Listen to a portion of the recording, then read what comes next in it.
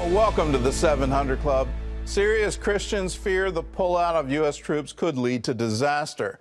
They believe it's an invitation to another genocide by Turkey. As Chris Mitchell reports from northeast Syria, believers there are hoping and praying President Trump will change his mind. With the pullout of U.S. troops, Christians here in northeast Syria told us their future hangs in the balance. With the region on the brink of chaos, they're fearful and warning of a new genocide. Just a few years ago, ISIS left a scar on the land in the form of an historic genocide. Now Christians fear another potential apocalypse with enemies all around them. Turkey is the main concern. After the threats of Erdogan to this region that he wants to take the place of the great force of America, we felt danger because of this void. If it was filled by the countries of this region or another power, there will be danger in general for the people, and especially the Christian people. The reason many people in northeast Syria are afraid of Turkey is because of what happened last year in northwest Syria, the Turkish invasion of Afrin. In January 2018, its army, along with Islamic militias called the Free Syrian Army, began a military campaign to capture the city of Afrin. Charmaine Heading of the Shai Fund lays out the Turks' goals. We know from what the statements that they've made that they want to get rid of the people in this area and bring in other people from Syria. So it's a population displacement. To find out more about the Afrin campaign, we traveled here to the city of Kobani and this evangelical church. Last year, Christians fled Afrin during the Turkish operation to take over the city. Some came here to Kobani to find refuge, security, and a place to worship. Zani pastors this church. He and his wife Shinar fled Afrin. Everything in the church has been stolen. It's the terrorists' very natural behavior, and they burned the church.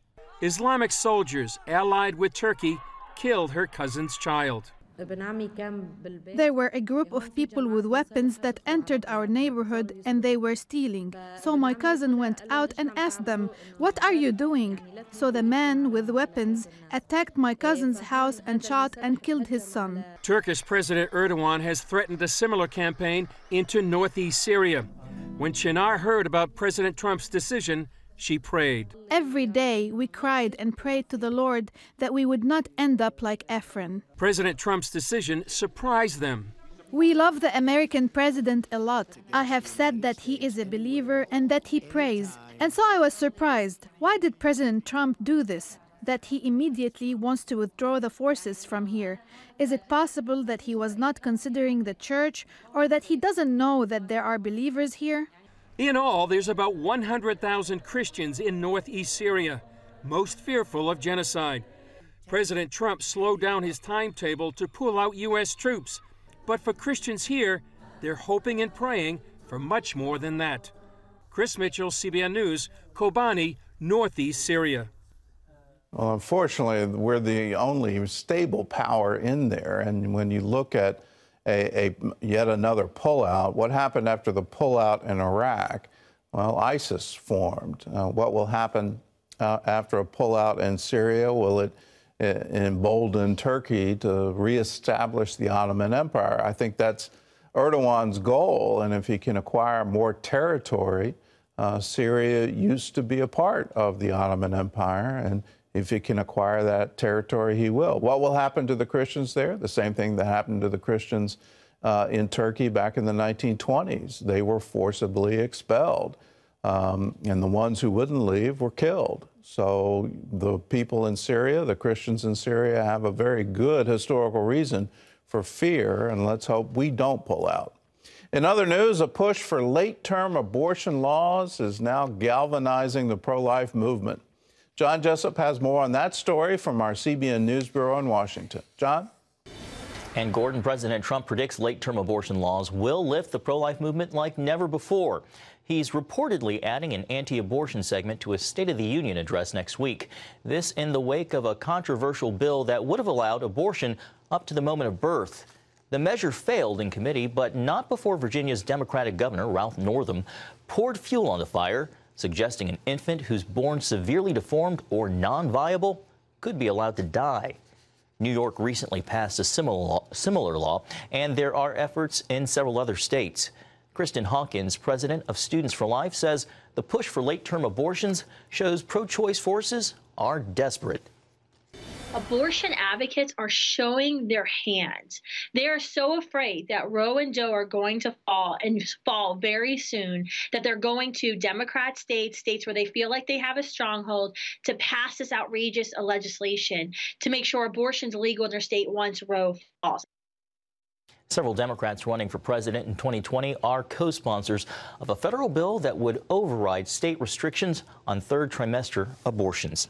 Well, the worst of the polar vortex freeze is over, with forecasters predicting temperature swings of 40 to 80 degrees in the days ahead. At least 13 people died in the extreme winter weather. The wind chill brought record-breaking sub-zero temperatures as low as -66 in Minnesota and 41 below in Chicago. Many who had to get out and drive faced whiteout conditions. Despite the freeze, fires broke out in New York, the winter winds fanning the flames of a 10-alarm inferno that destroyed a paper mill. Forecasters say the warm-up will be dramatic, but don't get too used to it. More cold is on its way in the coming weeks. Well, a California utility company is filing for bankruptcy, facing massive legal expenses from lawsuits over fires allegedly started by its equipment. It's been nearly 3 months since a series of deadly wildfires started scorching much of California. I recently traveled to the area where many are looking for ways to redeem the devastating destruction. Got this close? Is this the closest point? This is the closest point right here. Hollywood actress Brenda Epperson has played many roles throughout her career, but none more dramatic than when her home became part of the backdrop of last November's Woolsey fire. This mountain was in flames, and it was jumping over the road, and I was petrified. Thinking she was safe after hours taking in nearby friends and their farm animals, Brenda suddenly found herself under a mandatory evacuation. And my husband came in with this horrific look on his face, and he said, "We have to go now. The fire's at the top of the hill." As they prepared to leave, she did the only thing in her power. I just started praying over our home, over the neighbors, and over the city and the towns and the people, and just crying out to God and just quoting his word. You know, you said in your word, Psalms 91, "Whoever dwells in the shelter of the Most High will find rest in his mighty shadow. I will say of the Lord, he's my refuge and my God, in whom I trust." Lord, God stopped that fire. After the fire, Brenda told CBN News in a Skype interview her prayers were answered for both her and most of her neighbors. Unlike this fence across the street from her home, the fire left these wooden crosses and the fencing along her property completely untouched. Farther up the coast, a different story. The Camp Fire in Northern California became the deadliest in state history, burning more than 150,000 acres, destroying nearly 20,000 buildings, and killing more than 80 people. There ain't nothing to go back to. We're basically homeless right now. CBN's Operation Blessing is still here, helping area churches give much-needed aid to the fire victims. They've lost their whole homes, their whole lives, and so they're, feeling really heavy, and so we want to come alongside them. As if things couldn't get worse, mid-January's nonstop rain triggered mudslides that washed out roads and brought down houses that escaped the wildfires. Still, Brenda says she's already seeing some good things emerge. I just really believe that God is going to use this fire to cause revival to break out in people's hearts and in their minds and by his Spirit.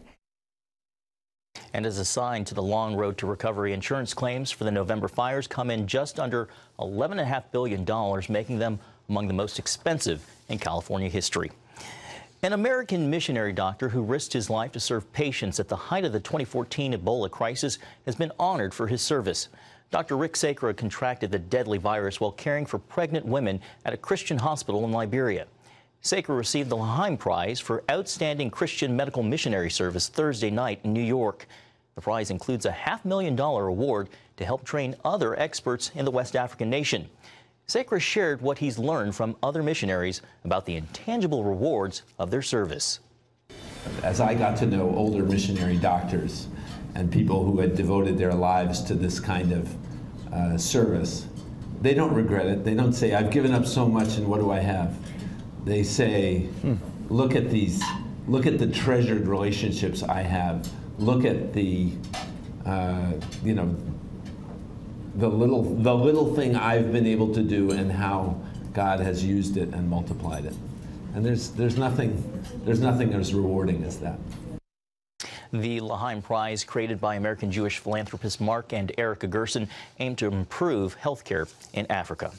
Well, it's Super Bowl weekend, and once again, the New England Patriots are competing for glory. In the span of 17 years, the Patriots have gone from underdogs to what some call evil empire. 9 Super Bowl appearances and a fistful of rings have created that effect. But when CBN's Tom Buehring talked to several players on Media Day, he found out the Patriots way is much more than Brady, Belichick, and broken rules, rather a focus on the team itself, and it's bolstered by faith. The New England Patriots are an NFL dynasty, holding 5 world championships and 9 conference titles over the past 18 seasons. Sunday, they make their 3rd straight Super Bowl appearance. Long-running success can fuel antagonism, where the achiever becomes the enemy. It comes with the territory. But at the core of the Patriots dynasty is a haven for players to cultivate their convictions. Tell me about the demeanor and the faith. What makes it unique with this team? There's something that you don't expect. I think outside looking in, the way that the media covers our team, faith isn't the first thing that comes to mind. We work in such a high-stress environment that you run into pitfalls day in and day out, and you don't think you're good enough, and you start doubting your stuff, and it's this and it's that, and then you have leaders like Matthew Slater, like Devin McCourty, that comes along and they lift you up with words of encouragement. Dwayne Allen just told us what might surprise most people looking from the outside in. It's not just the discipline of the team, but the spiritual value that the team has. It's very, awesome to be a part of. So many great guys, so many solid guys. We've grown as a team because you don't play for yourself. And, those earthly glories, stats, awards, whatnot, you play for God's reward. And that's to go out there, glorify Him with the talents He's given you, make the most of those abilities, and to give all the praise to Him. How does your Christ following impact you, prepare you for moments like this? I think it allows you to not think of this moment as too big. I think, my guy Matt Slater says it before every game, win, lose, or tie, we know we already have victory because Christ did that on Calvary. And I think having that message allows you to kind of just relax and go play football. It's a spiritual support that players have within the New England organization. What makes that spiritual support, Matthew, unique? I think we have a lot of guys on this team that really get the big picture.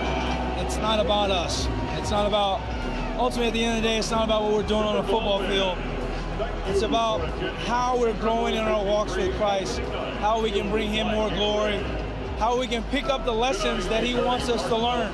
Without faith, it's impossible to please God. Well, I think we had to draw on a lot of faith this year. There were a lot of times where our destination, our end road looked a little cloudy, but through it all, we maintained faith in one another. We maintained faith in our process, and we're here. And we're so thankful for what God's done to build our character through that process and just enjoying the ride.